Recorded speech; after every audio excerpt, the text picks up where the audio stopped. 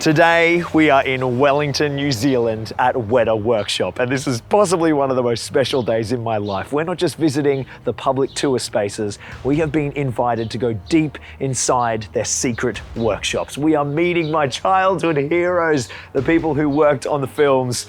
This is going to be quite the adventure. I'm going on an adventure!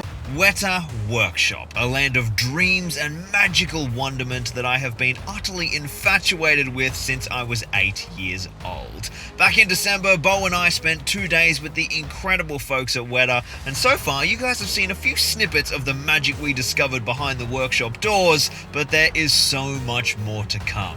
And today we have something truly special, easily the highlight of my YouTube career to date, and the pinnacle of my love affair with all things Rohan. Theoden's armour.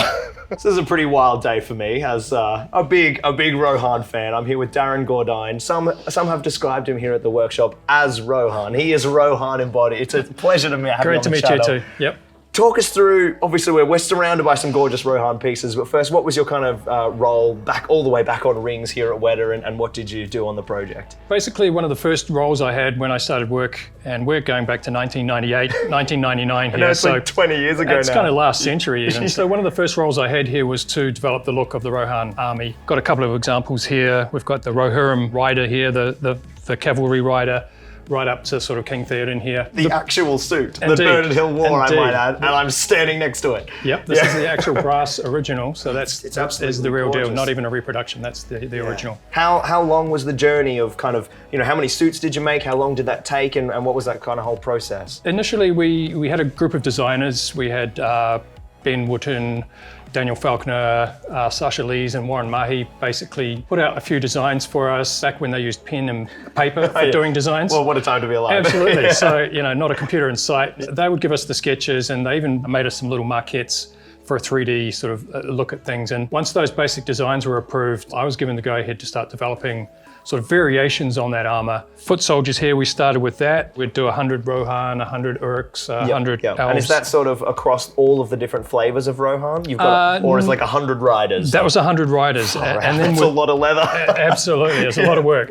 But having said that, we had different degrees of sort of hero quality. Okay. So there would be 30 that were top quality, up front by the camera, all the bells and whistles, rolled edges and hand stitched. And then we'd go back to the mid-ground, and then we'd go back to the background. This is actually a backgrounder. So he's just sewn on a sewing machine, and he's got no rolled edges, but in the scheme of things, in the background, he looks just as good as the guys at the front. So we made 100 of those suits, which is the chest plates, the vambraces, the greaves, everything, the helmets, of course. And then once we had sort of got through the foot soldiers, we started working on the Royal Guards. Makes the most sense, right? Just sort of, you're going to lay that groundwork and then start to build the detail. So we're sort of working our way up. Yep. Here's a sort of example of some of the Royal Guard. We don't have a all full know suit. I love the Royal Guard. Yeah, but that's some Edoras dirt there, probably. So yeah, this is like steel that was covered in leather.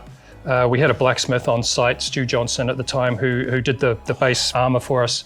And then, it was my job to sort of cover that and decorate it in leather and obviously reproduce it in urethane. We did a whole bunch of them. And then I sort of started working into the characters themselves. We had Eowyn's, Pelennor Field's armor. Theodred too, I suppose, and as well. Theodred too. Yep. Theodred was a bit of a hybrid of some of the other stuff. We kind of used a lot of the parts from Eomer and recolored them. Right. Yeah, he kind of came in as a little bit of an afterthought, so there's a bit of a similarity there. He there. has like a few little scenes, right? So it's not like that full hero trio. Yeah, That's awesome. So we kind of... Obviously, we have miniatures of these, and there's such a similarity between those two armor types. Absolutely, yep. There you go, folks. He was a bit of a Frankenstein sort of armor there. That's cool. Yeah. And then we worked our way up to Theoden, who was, the kind of piece de resistance of the Rohan culture. This is obviously quite an elevated piece. We've got primarily leatherwork, obviously, with a bit of the Royal Guard. We're bringing in some of that, I sent scale mail essentially, was that with a little bit of chain, I think, every now and then. But here we've got obviously a lot more proper plate. So this is brass primarily? It was made from sheet brass, And again, Stu made the base for me, and he did the acid etching on the little metal components there. And as we were working through, we just kind of had a lot of this iconography of the horses, and they wanted to bring the sun into the king's armor. So we just started sort of cobbling together all the pieces we had and sort of making it up as we went. And I was making the patterns and sending them to Stu, and he was sending them back as brass. and I was covering them. And this is kind of where we ended up. It looks pretty good, but it's just on a mannequin. Probably look a bit better if someone was wearing it. Absolutely. Do you think we could get this on? I think we could put you in this. No worries. It's time to get armoured up. Oh, that feels great. Just in that back like that. Geez, that doesn't have no weight to it. I thought that was all plastic. You can be my gambling, Darren. Absolutely. Who am I gambling? Who am I gambling? Some of these suits have embossing on the inside, Okay, so this is the... but this one does not. Okay, right. It has it on the tassets and stuff. Gorgeous. Yeah, the reason we did that was because we were told there was going to be a dressing scene. Yeah. So we wanted to make the inside of the armor look just as pretty as the outside, Yeah. in case you saw it.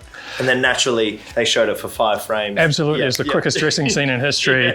We'll follow you to whatever end. Those details were appreciated by the actor Bernard. He kind of saw it and thought, wow, that's so amazing that they've gone to that effort. All right, one arm through. Yep. Oh, what is happening? You sort of see why the scene was so short. Imagine that's just 4 minutes of gambling, fiddling with buckles. Is that too tight, sire? It's actually really comfortable. The one thing people do request in chest plates like this is to narrow this down. Like if you try and close your arms. Oh, yeah. So what we did in one of the plastic suits, we actually cut it in for Bernard because he was, Yep. a little uncomfortable. He definitely needs a bit of movement. And especially when you're on a horse, Oh, that's so true. That is quite. So Especially as I'm a skinny lad. Yeah, I don't have any kind of breadth to my shoulders or my frame. if you really sort of look hard, you could probably pick that out in a couple of the scenes. You'll see a little bit of this detail missing. I'm going to go looking now. All right, so that's just over the shoulder. Yep, the pauldrons. The true gambling moment now. So they're just attached by a buckle. Yep, that's correct. I'm finally going to know where all these straps are for painting them on Theoden's Mini. It's always like, where is the strap? Is it under the arm? Is it across the shoulder? There's a bit of movement with that pauldron. I want to be too vigorous. Oh no, I don't think you're going to break it. You break it, you buy it though. I'm fine with that. Don't offer exactly. me that option, man. I'll do it. All right, now the weight's starting to add up. Yeah, sort of adds up a little. And of course, the rider of Rohan oboe hiking boots. They were very focused on their footwear. Comfort first. So there's some cool little detail in here. We stamped the inside of the van braces. So that's all just stamps into the leather before. Embossed in, yep. Yeah. Yep. We were using quite primitive stamps back then. We would have a sheet of wax and we would carve into it with a little tool. And then we'd pour some resin onto it, and that would make our rudimentary stamp. And then you kind of just smash it into the leather. Yep. Oh, wow. So how much of this aging on the strapping was done by you guys, and how much is just this suit got worn a lot? it's a combination, but one of the main things we do here at WETA when we make leather armor is the aging process to make it look authentic and not straight off the shelf. Obviously, everything we make is brand new, but we don't want it to look brand new. Yeah. So we have a bunch of different processes to sort of work into some aging. How's it feeling? It feels amazing. It's a big moment, right? My hair might need to come out. I need Theoden's flowing mane. Hang on. They're not quite the golden straw headlocks that we perfect, need, mate. but That's great. they'll do for today. Okay. All right. There we go. There we go. Oh my God. Whoa. Wow, it's like the amount that it deadens the sound. Miss my squire. What is going on? It is a lot to move around it. It's actually lighter than I thought it would be. Obviously, none of the scale is steel. Yep. This is actual brass. It's still a lot of brass, but it's really quite. How in terms of thickness? Yep. Is this is it probably thinner than? It is thinner than And you, to be honest, you wouldn't make a suit of armor out of brass. Yeah, exactly. You'd definitely make it steel. That's true. But just for the look, we wanted something golden, and it really looks great on you. Oh, dude, you made me a very happy man, Darren. Thank you so much. A sword day, a red day, and the sun rises. Yeah! He's on horse. This is quite a lot. So I can see what you mean about the width of the breastplate. Yeah. And I don't want to hit anyone with. I've got an aluminium sword here with This is A urethane handle? A urethane handle. So I could hurt someone with it, but it's not as heavy as steel.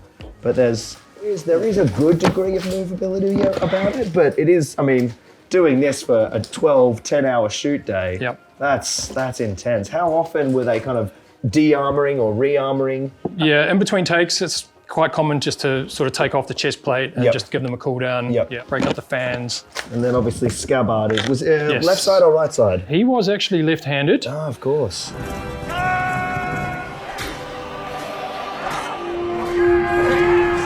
Sorry guys, I'm gonna break with the image. We should get my model bow. The sword is in his left hand. I think there's a couple of shots where they flipped it though. I think when he's riding along hitting to get that screen direction.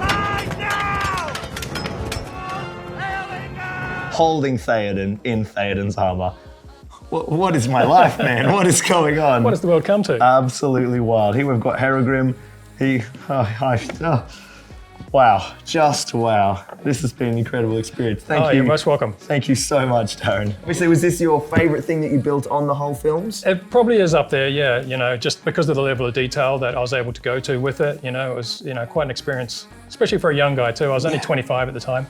Wow, what a gig. Yeah, what a gig. And that was, you came onto the project and worked with WETA sort of on Rings, that was your start? Yes, that's correct, yep. That's when I came to WETA Workshop. The first things I really worked on was the Rohan soldiers. Did you continue all the way through to Hobbit era? Yes, yep. Worked on the Hobbit. Recently worked on the Lord of the Rings series also, yeah, of course, doing some weaponry. How was obviously returning to that world sort of periodically through your career in kind of almost like decades apart?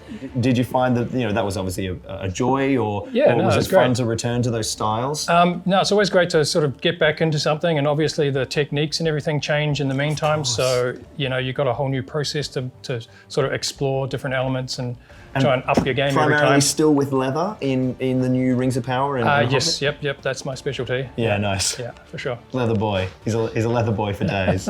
Amazing. Well, it's an absolute privilege to be in your armor, buddy. And I hope I wear it with distinction and do the Rohan proud. Looks fantastic. Wow, just wow. Thank you, dude. Your men, my lord, will follow you to whatever end. To whatever end.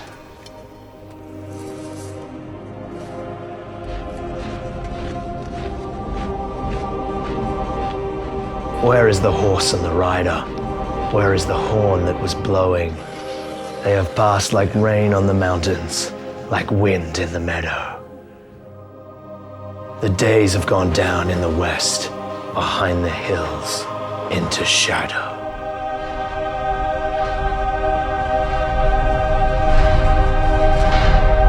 How did it come to this?